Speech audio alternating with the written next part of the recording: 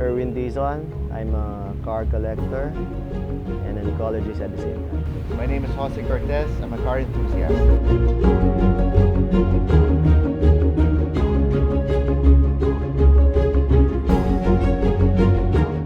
When my father was still around, this was in the 90s, 1990 to be exact.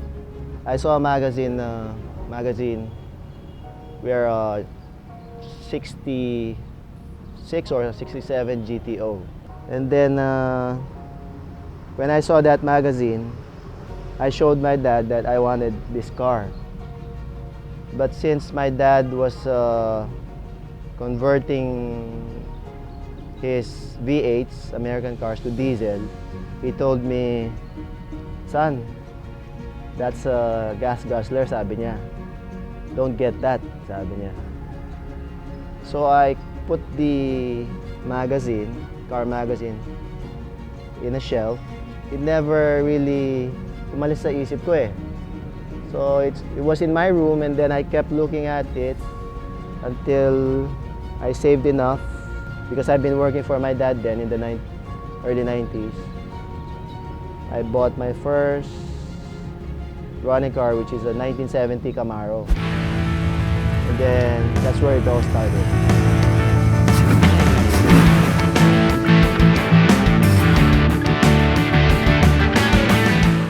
It's a passion. It's a passion because I've seen guys, kuya, diba, who start with 1 or 2 cars and they never really pursue it. So it's ano talaga, nasa pusong mo dapat. I don't want to be called a hoarder. So collecting cars for me is like what Kuya said, they've been, how do you say that, Kuya? Chop-chop sila. We're trying to save this rolling art.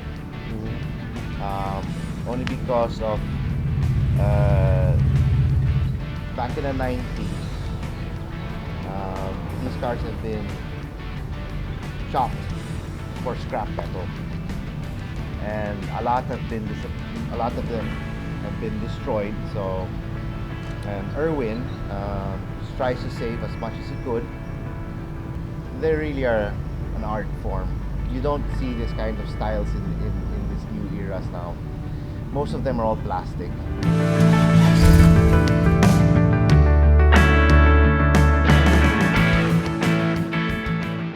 A good muscle car dapat, for me, ano siya, rugged.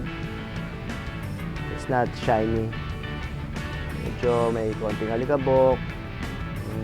More on fast-paced. Yan ang muscle car for me. Outdoor life for me. I see these cars as not as an owner, but as a steward. I want to be a good steward to these cars where people can see not just the material value of these cars, but the deeper value of it. It's like history. The value is there. And the reaction of people, sometimes, they think, yung akala nila you're mayabang. But the car itself is a little bit mayabang. Not the driver, but the car, with the sound of the engine, with the color, the rarity. So some people see it negatively. It's more, I see more people who appreciate it. Uy, okay yung kotse ah. Madalang na lang yan. And then they approach you, they ask questions. I see that more than the negative side. Ano sila eh? Excited sila, masaya sila, and then of course we let them in. So I believe it's really for them, these future generations and the millennials.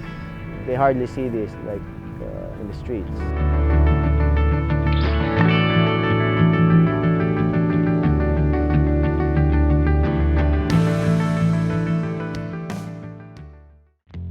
There are certain parts available in a local market.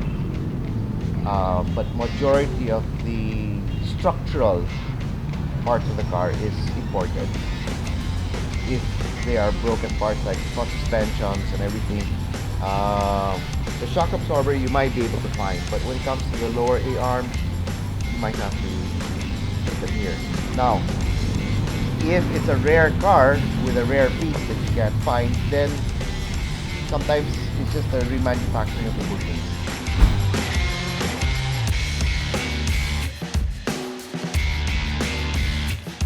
Yeah, maintenance is important for these cars. It's not like cars nowadays where you need a laptop. You know, all you need is three things: fuel, fire, and of course lubrication. These things are all well accessible in these old cars. Unlike the new cars now, when it comes to fire, it's about electronics. Fuel also delivered through electronics. This is a start. If a guy can buy or maintain these cars, it's a good schooling for him.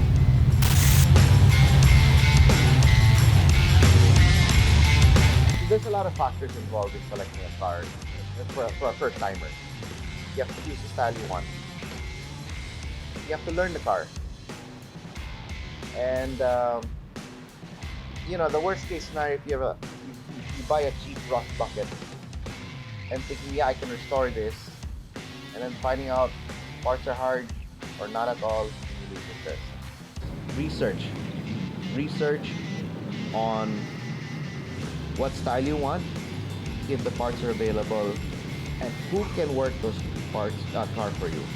If you're a gearhead, you do it yourself, great. That's a good one. That's one for you. But finding a shop, a reliable shop, and it's all about costing, how much you're willing to spend for restoring a car.